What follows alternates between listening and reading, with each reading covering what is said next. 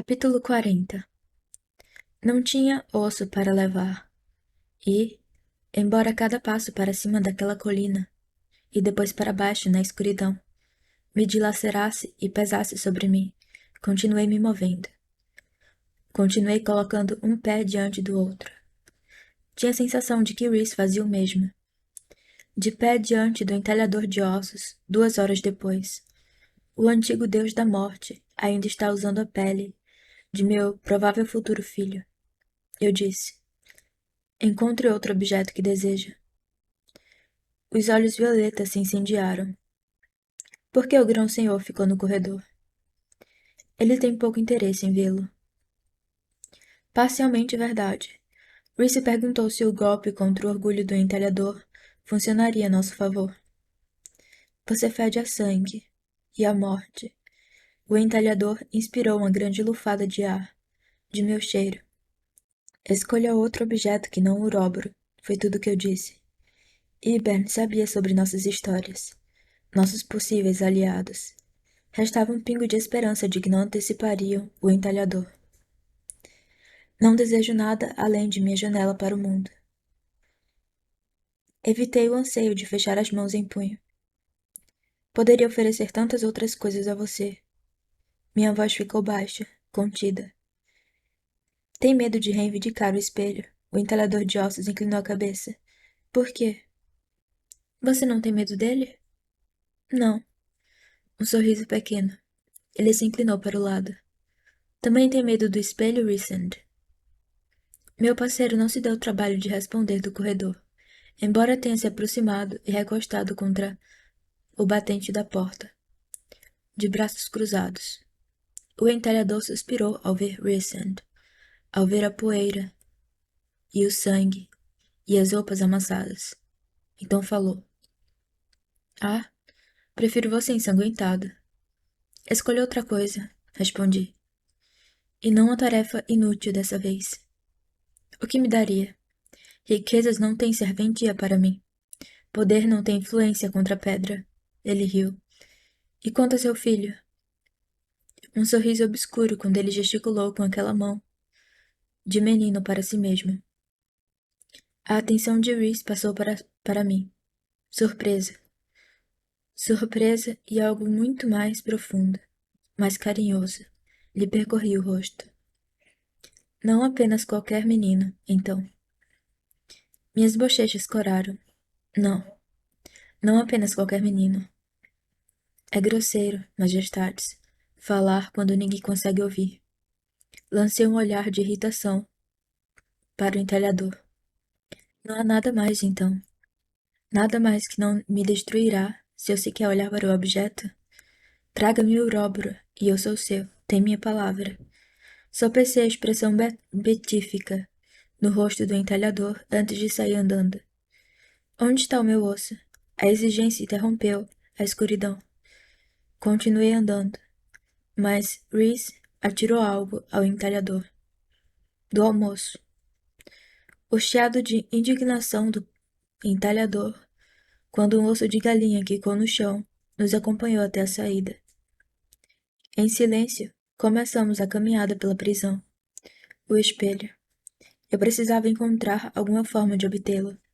Depois do encontro, só por precaução, caso ele me destruísse. Como ele é? A pergunta foi baixa, hesitante. Eu sabia de quem ele estava falando. Entrelacei os dedos com os de Rysand e apertei forte. Deixe-me mostrar. E conforme caminhávamos pela escuridão, na direção daquela luz, distante, ainda oculta, eu mostrei. Estávamos famintos quando voltamos para casa na cidade. Mas como nenhum de nós sentiu vontade de esperar a comida ser preparada, Reese e eu seguimos direto para a cozinha, passando por Henry e Nesta, e dando a elas nada mais que um aceno. Minha boca já estava aguando quando Reese abriu, com o ombro a porta vai e vem para a cozinha.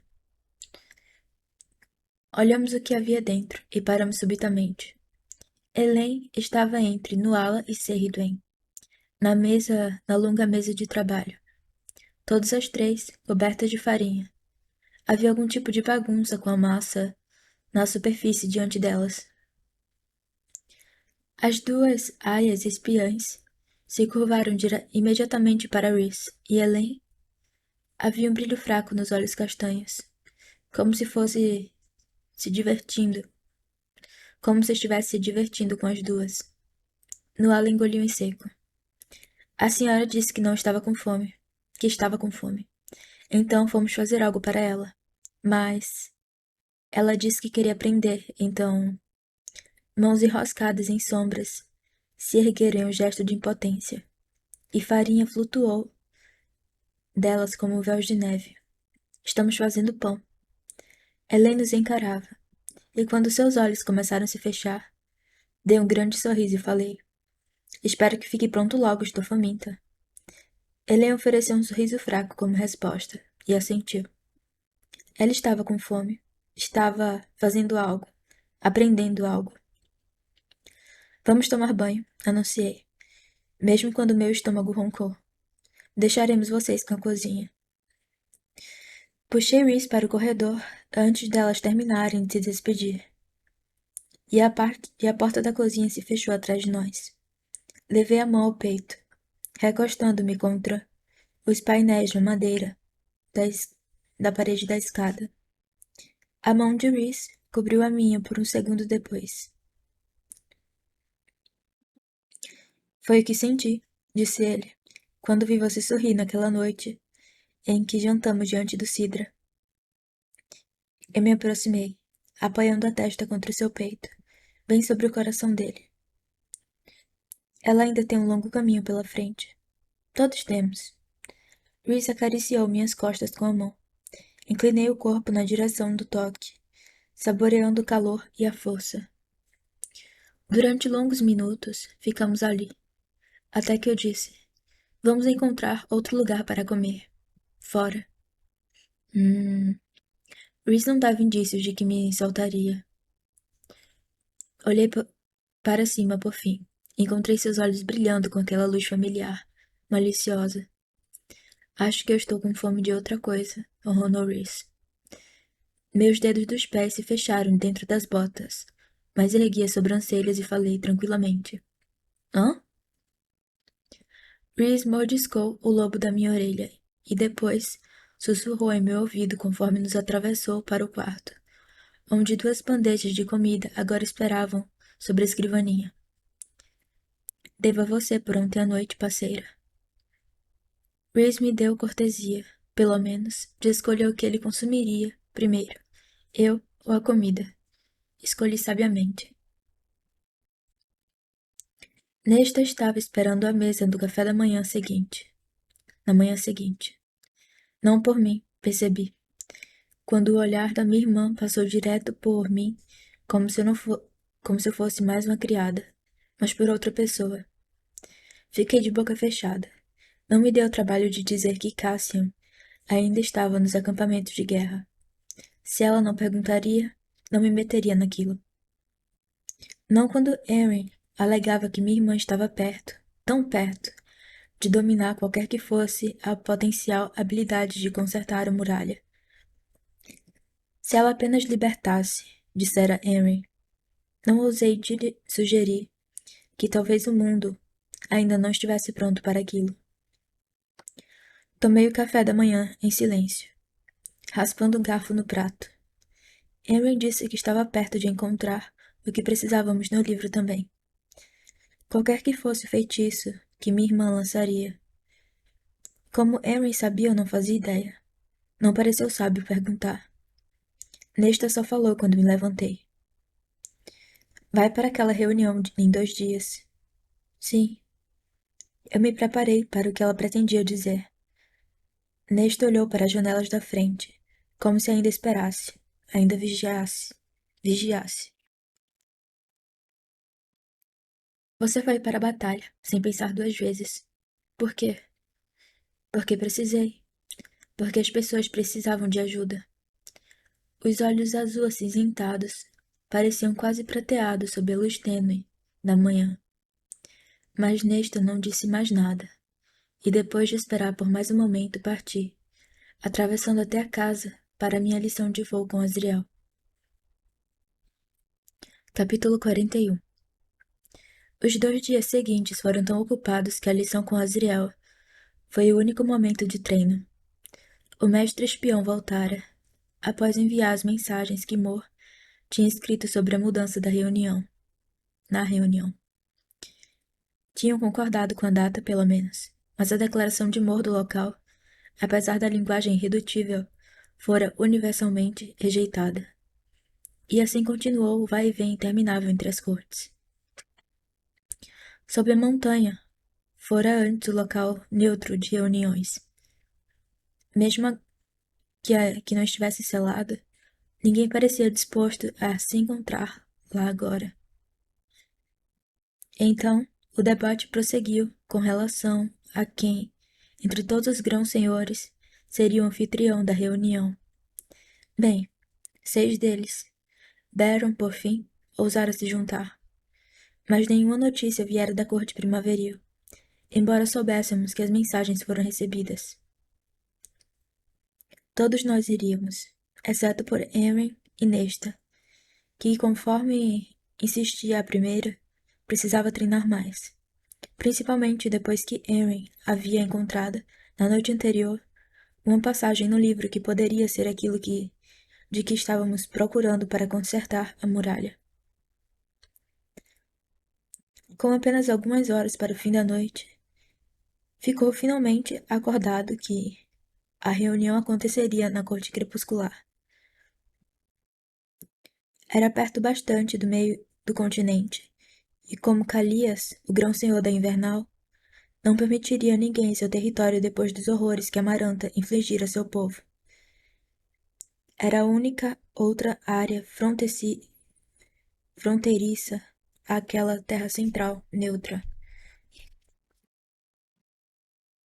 Rhys e Tesão, grão-senhor da corte crepuscular, se davam bem o bastante. A crepuscular era geralmente neutra em qualquer conflito, mas como uma das 3 cortes solares, sua lealdade sempre se inclinava na direção das outras 2. Não era um aliado tão forte quanto Helion, quebrador de feitiços da corte diurna, mas forte bastante. Isso não impediu Rhys, Mor e Azriel de se reunir de volta da mesa de jantar da casa da cidade na noite anterior, a fim de revisar todo o fragmento de informação conhecida sobre o palácio de Tesan, sobre os possíveis obstáculos e armadilhas, e rotas de fuga. Foi difícil não caminhar de um lado para o outro, não se perguntar se, talvez, os riscos eram maiores que os benefícios. Tanto dar errado em Ibern, tanto estava dando errado no mundo. Sempre que Azriel falava, eu ouvia o rugido de dor quando aquela lança lhe perfurava o peito. Sempre que Mor rebatia um argumento, eu a via de rosto pálido, se afastando do rei.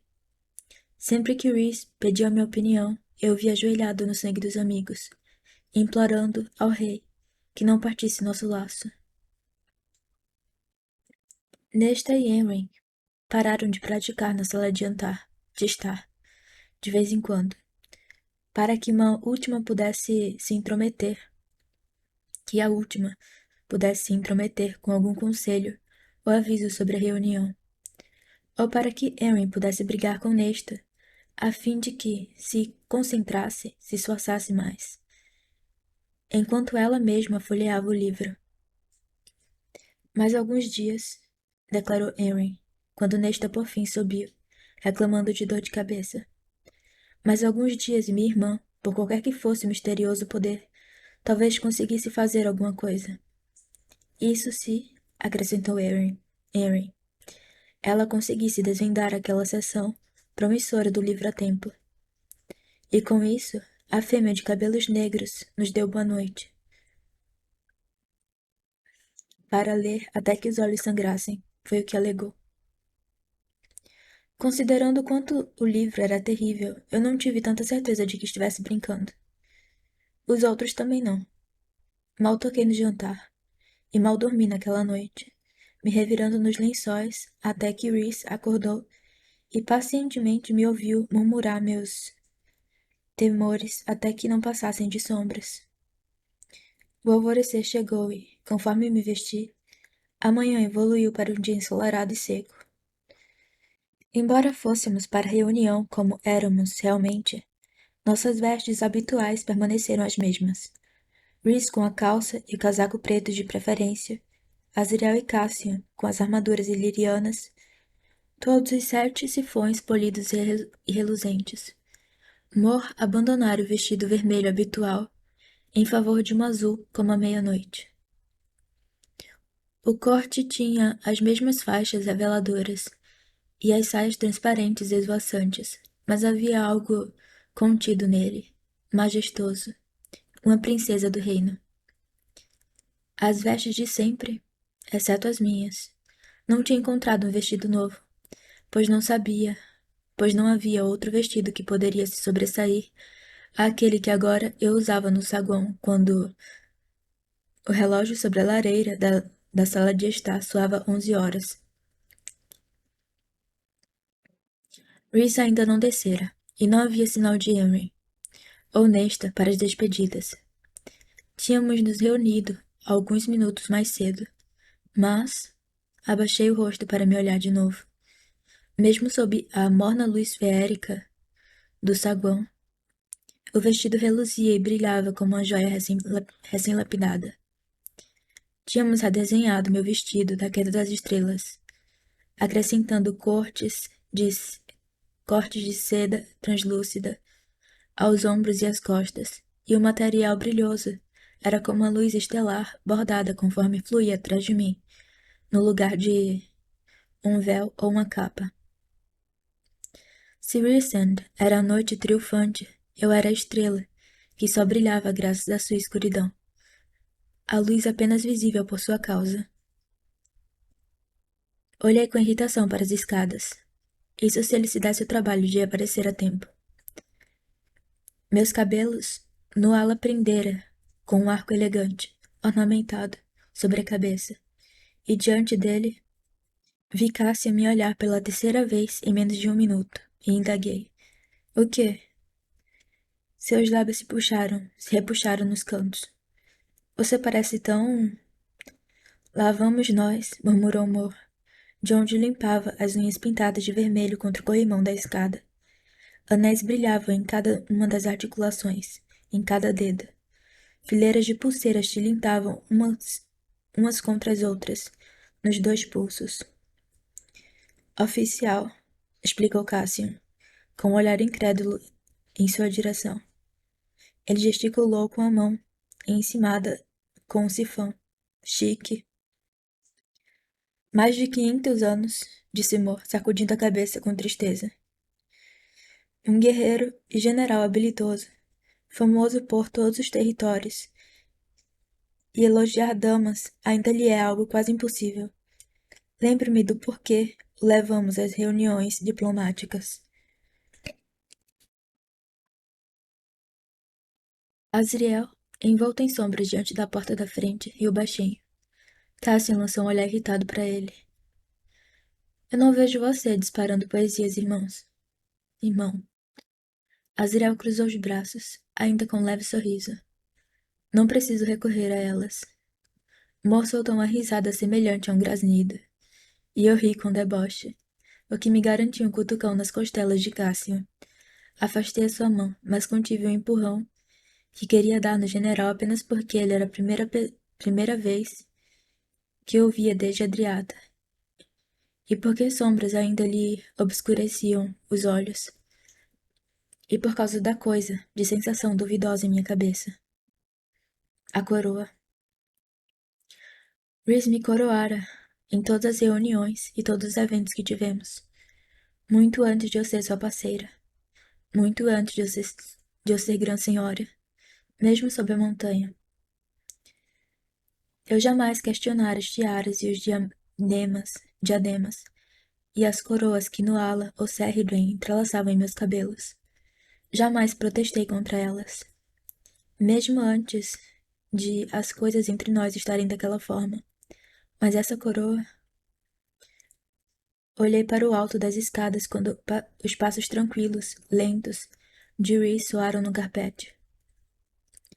Essa coroa era mais pesada, não indesejada, mas estranha. E quando Reese surgiu no alto das escadas, esplendoroso naquele casaco preto, com as asas estendidas e brilhando como se as tivesse polido, eu estava de novo naquele quarto para o qual ele me levara, tarde da noite na véspera, depois que eu acordei, me debatendo e me revirando na cama.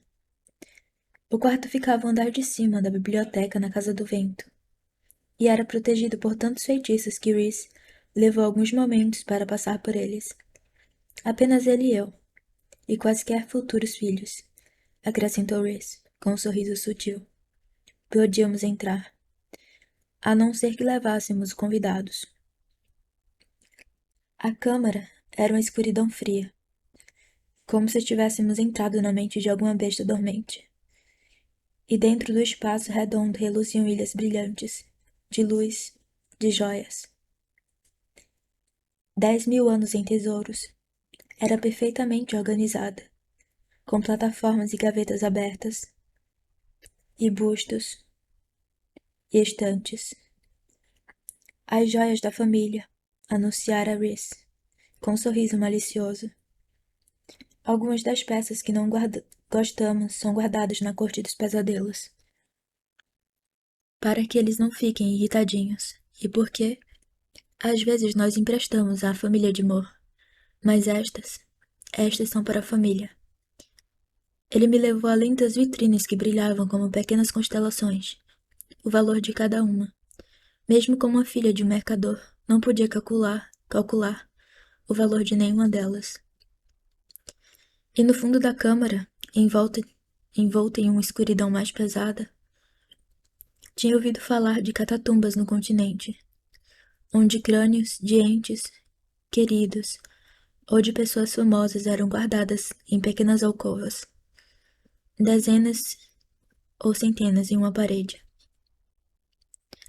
O conceito aqui era o mesmo. Entalhada na rocha havia uma parede inteira de coroas. Cada uma tinha o próprio descanso, coberto com veludo preto, cada uma iluminada por lagartas luminosas, disse Reese, conforme as minúsculas esferas azuladas, incrustadas nos arcos de cada nicho pareceram brilhar como o céu noturno. Na verdade, o que julguei serem pequenas luzes feéricas no teto alto eram todas lagartas luminosas, azul pálido e turquesa. A luz era sedosa como o luar, iluminando as joias com o antigo e silencioso fogo. Escolha uma, sussurrou Reese em meu ouvido. Uma lagarta luminosa? Ele mordiscou o lobo de minha orelha. Engraçadinho. Reese me virou de volta na direção da parede de coroas, cada uma completamente diferente, tão individuais quanto caveiras. Escolha qualquer coroa que gostar. Não posso simplesmente pegar uma. Claro que pode, pertencem a você. Ergui uma sobrancelha. Não me pertencem, não. Não de verdade. Pela lei e pela tradição, isso é tudo seu. Venda, derreta, use-as, faça o que quiser. Não se importa com elas? Indiquei o tesouro que valia mais que a maioria dos reinos. Ah, tenho peças preferidas que posso convencê-la a poupar. Mas isso é seu, até o último pedaço. Nossos olhos se encontraram, e eu soube que Reese também se lembrava das palavras sussurradas meses antes. Que cada pedaço de meu coração, ainda cicatrizante, lhe pertencia. Sorri e acariciei o braço de Reese com a mão, antes de me aproximar da parede de coroas.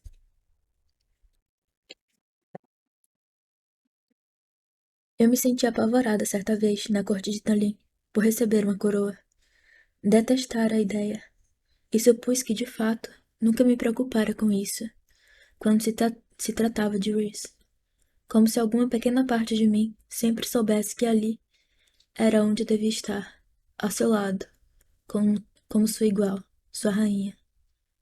Reese inclinou a cabeça, como para dizer sim. Ele viu e entendeu, e sempre soube. Agora, descendo as escadas da casa da cidade, a atenção de Reese foi direta para aquela coroa no alto da minha cabeça. E a emoção que iluminou seu semblante foi suficiente para fazer com que até mesmo Mor e Cassian virassem o rosto. Eu tinha permitido que a coroa me chamasse. Não escolhera por estilo ou conforto, mas pela atração que sentia por ela, como se fosse aquele anel do chalé da tecelã. Minha coroa era feita de prata e diamantes, toda desenhada com arabescos de estrelas e várias fases da lua.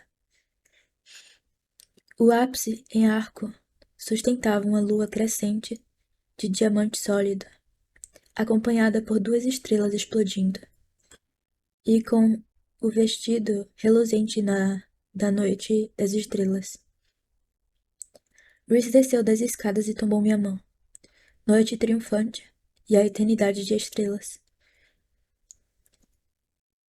Se ele era a escuridão doce e aterrorizante, eu era a luz reluzente revelada apenas pelas sombras de Reese. Achei que estavam partindo, interrompeu a voz de Nesta do alto das escadas. Eu me preparei, desviando a atenção de Reese. Nesta estava com o vestido mais escuro do mais escuro azul. Nenhuma joia à vista, os cabelos presos e sem adornos também. Suponho que, com a beleza arrebatadora, não precisasse de ornamentos. Teria sido como colocar joias em um leão.